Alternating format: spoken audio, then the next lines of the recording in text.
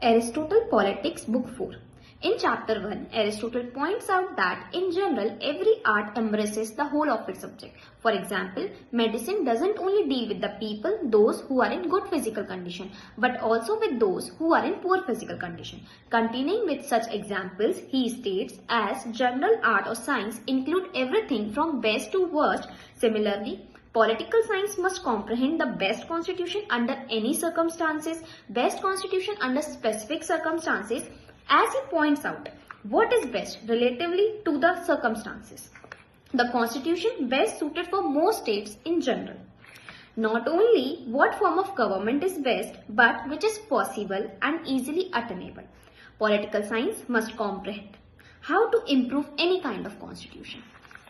Next, Aristotle discusses about the types of constitution. Discussing correct and corrupt form of rule, he discusses rule by one in the interest of both the ruler and the ruled is kingship, and corrupt form is tyranny, where ruler only think about himself, who just rule for its own sake. Next, rule by few. Correct form is aristocracy opposed to oligarchy. Finally, rule by many. Correct form is constitutional government, which he also described it as the combination of other two constitutional forms, that is oligarchy and democracy. But he is opposed to democracy as he states it as the rule by many poor, who always rules in the interest of poor, not in the interest of rich. So technically this is a corrupt form. Let's summarize all the 6 forms: kingship, tyranny, aristocracy, oligarchy, constitutional government, and finally democracy. Aristotle also discusses what he calls the elements of the state, different kinds of people that make up the state, defining people in poor, that is farmer, working class, etc., and rich, that is priest, public servants, etc. Each element performs different functions in the state. He numbered total 9 elements. Further, Aristotle described constitutional government as the least good of correct form because it can balance out the interest of the rich and the interest of the poor. Then Aristotle asks the question why there are several kinds of constitution. He explained it as because state contain different classes in different proportion, and each class participates fully, partly, or not at all in different parts of the constitution. Then he goes on describing 2 major classes, that is rich and poor, and their different functions, and states that there are originally 2 different kinds of government, that is oligarchy and democracy. And that is because states tends to be dominated by the class conflict just between these 2 classes. He claims freedom and wealth as the basis to rule beyond the different forms of government. Aristotle has also distinguishes between different kinds of democracy, oligarchy, aristocracy, and different modes of constitutional government, that is combining elements of both, that is rich and poor, counterbalancing both the elements by using method of election, and by moderating the requirement for participation, that means allowing middle class to participate more by lowering the rights of property and qualification. And at last, finally, he discusses about different kinds of tyranny, that are elected monarch and despotic rulers, that is dictator. Next, Aristotle discusses the best constitution for different kinds of state. Further, he discussed about the 3 parts of a constitution, basically the deliberative, executive, and the judicial part. But Aristotle discusses how one can establish the various kinds of constitution and also the best constitution. Generally means appointment to the deliberative, executive, and the judicial functions of the constitution. He described the criteria for the best constitution for most states. By discussing some of the criteria, Aristotle took the example of aristocracy and states that it is not one of the best form of government, and then he continued by discussing his previous chapters on the type of constitution, and reached at a conclusion that kingship is the best form but not attainable by most states, tyranny is worst, aristocracy not attainable by most states, oligarchy most common in existing states, democracy as least bad of correct form, and last he discusses about the constitutional government as the least good of correct form and also best attainable by most states. By discussing some of the criteria, Aristotle took the example of aristocracy and the states that it is not one of the best form. Then he goes on discussing his previous chapters on the types of constitution and reached at the conclusion that kingship is best form but not attainable, aristocracy is not attainable by most states, oligarchy is most common in existing state, democracy as least bad of correct form, tyranny as worst form, and last he discusses about the constitutional government as the least good of correct form and also best attainable by most state. Now Aristotle discusses the virtue or what he calls the middle regime and specifically a state not dominated by the rich or the poor but middle class, and there's a background ethical theory that he encapsulates very briefly here, according to which virtue in general is a mean or a moderate state between an excess and a deficiency. He states it by giving an example of the middle class and says courage is the mean state between them, and so the mean state is the excellent state. Aristotle applies this general theory to his class analysis. Aristotle indicates that middle class are less given to factionalism and strife than either the rich or the poor. Then he again raises a question that why are most states democratic or oligarchic?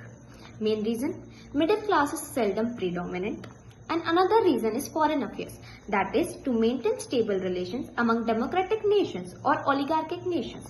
So basically in book 4, Aristotle goes on raising up questions, for example, why constitution needs to be preserved, ways of preserving constitutions, the stratagems for preserving democracies, which are also discussed in the book and are essentially the reverse of those to entrench Aristotle. But the main method Aristotle perpetually gives us the example is paying the poor.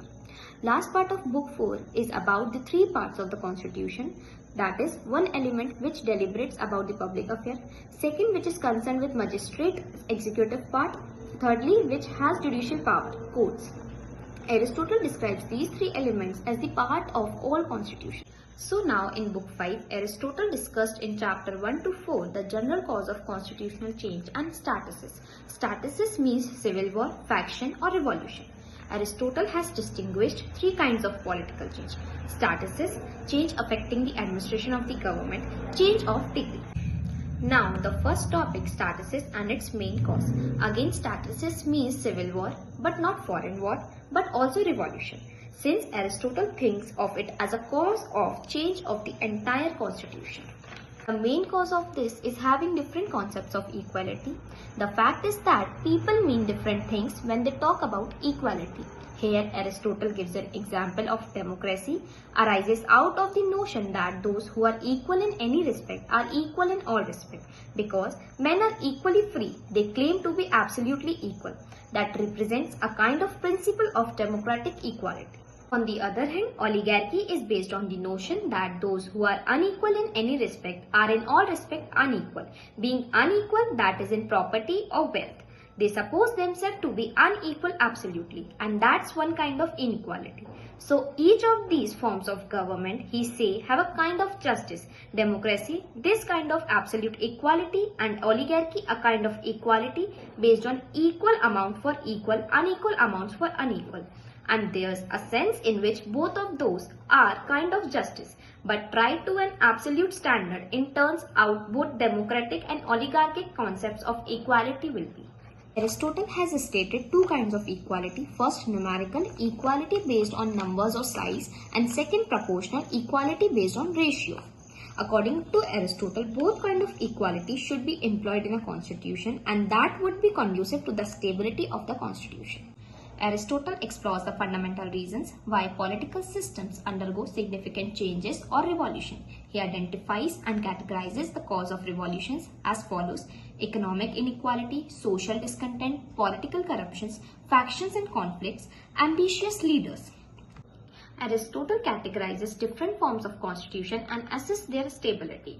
Good constitutions. Monarchy, ruled by a single virtuous leader who governs in the interest of all. Aristocracy, ruled by a select group of virtual individuals. Polity or constitutional government, a mixed constitution where the many ruler for the common good, combining elements of a democracy and oligarchy. Bad constitution, tyranny, a form of monarchy where the ruler governs in their own interest. Aristotle has described the factor leading to the stability and instability of the constitution. Aristotle delves deeper into the element that contribute to the stability or instability of political system. First, Aristotle emphasizes the importance of strong and sizable middle class. Then Aristotle states constitutions that ensure an equitable distribution of power and resources are more stable. Then the integrities of laws and institutions plays a critical role in maintaining stability. And then at last, constitutions that foster social unity and align with the common interest are more likely to endure. When citizens feel a sense of shared purpose and mutual benefit, they are less likely to challenge the system. Then Aristotle explores the different types of constitution face unique challenges that can lead to revolution. Monarchy. Revolution in monarchies often arises when the ruler is perceived as tyrannical or fails to meet the needs of the people. In aristocracy, discontent can stem from perceived elitism or when the ruling class is seen as disconnected from the needs of the broader population.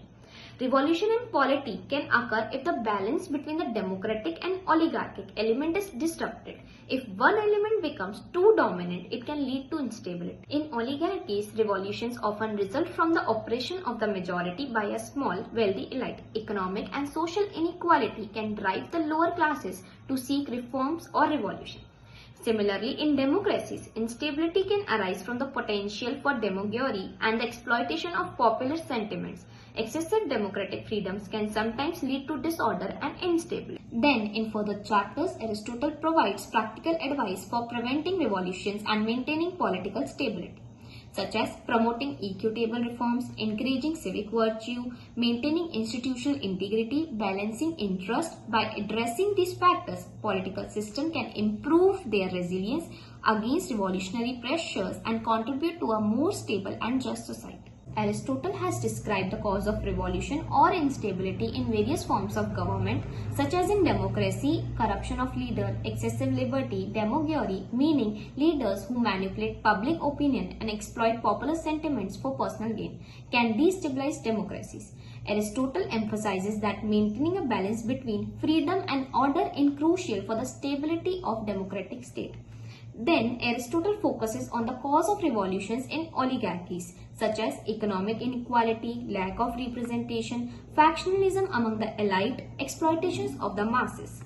Then Aristotle here suggests that addressing economic and political inequality is crucial to prevent revolutions in oligarchies. Similarly, Aristotle goes on explaining different causes of revolutions in different forms of government, such as now in aristocracy, he suggests exclusivity of rule, aristocrat factionalism, perceived inequality, corruption and nepotism can be the reasons for instability in the aristocracy. Aristotle highlights that maintaining a balance between merit and inclusivity is essential for the stability of an aristocratic system. Then in next chapter, Aristotle has analyzed the cause of revolution in monarchies, such as tyranny. The primary cause of revolution in a monarchy is often the emergency of a tyrant, an autocratic ruler who governs for personal gain rather than for the common good.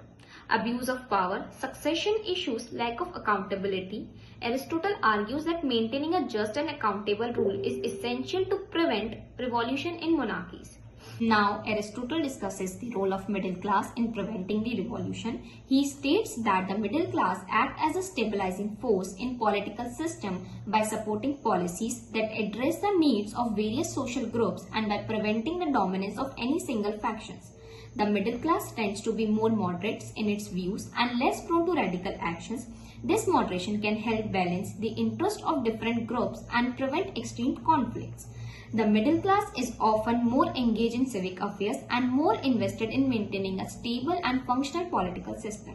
This engagement can help prevent the rise of radical movements. And then Aristotle has discussed the methods of reforming political systems.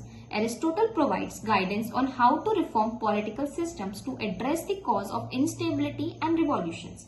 He advocates for gradual rather than the radical reforms. Sudden changes can lead to further instability, while gradual reforms allow for adjustment and greater acceptance.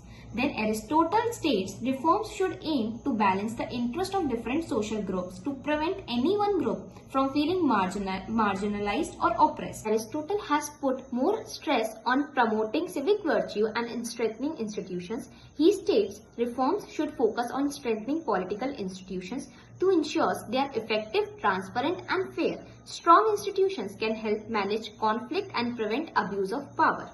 Promoting civic virtues, encouraging civic virtues and public involvement in governance can help create a more stable and just political system. Finally, Aristotle's approach to reform emphasizes the importance of careful planning, inclusivity, and the gradual implementation of changes to promote stability and prevent revolution. In these chapters, Aristotle provides a detailed analysis of the cause of political revolutions, the stability of different types of constitutions, and practical methods for reform. In the end of chapter 12, Aristotle has criticized the Plato's theory of constitutional change, which Plato has mentioned in his book 9, The Republic. Aristotle focuses on the impracticalities and idealistic nature of the Plato's conception regarding the communal property, the role of the ruler, and the concept of justice, while Aristotle argues for a more realistic and flexible approach to politics that better aligns with human nature and practical governance.